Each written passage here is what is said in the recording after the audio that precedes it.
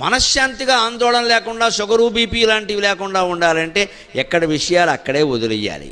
ఏదో ఓ పెళ్ళికో పేరెంటానికో వెళ్ళాం, అక్కడ మనని సరిగ్గా పట్టించుకోలేదు ఎవరు, అంతే. ఆ విషయం నువ్వు కూడా వదిలే. అంతగా బాధగా ఉంటే మళ్ళీ వెళ్ళకు. అంతేగాని ఇక వచ్చిన వాళ్ళ దగ్గరల్లా పట్టించుకో నువ్వు ఆమోదం అంతా పట్టించుకోవడం ఎందుకు, పని లేక వదిలేక. వాడు పట్టించుకోని వాళ్ళు బాగానే ఉన్నారు, కానీ మనం దీన్ని పట్టించుకోవడం వల్ల ఒంట్లో జబ్బులు పెరిగాయి. లేదు మన ఇంటి పెళ్ళికి ఎవరో వచ్చారు, కొందరు బహుమతులు ఇస్తారు, కొందరు ఇవ్వరు, మర్చిపోయి రావచ్చు, లేకపోవచ్చు, ఇబ్బంది పడవచ్చు, మనం అడగకూడదు. వస్తారు కానీ ఏమీ బోళ్ళు ఉంది, ఏమి ఈ సాగతీతలు పనికిరావండి. ఇక్కడ పెళ్లి చేసింది బహుమతుల కోసం కాదు కదా, మనం చేయాలి, మనం చేసాం. బహుమతుల మీద ఆధారపడి కాపురం చేస్తారా?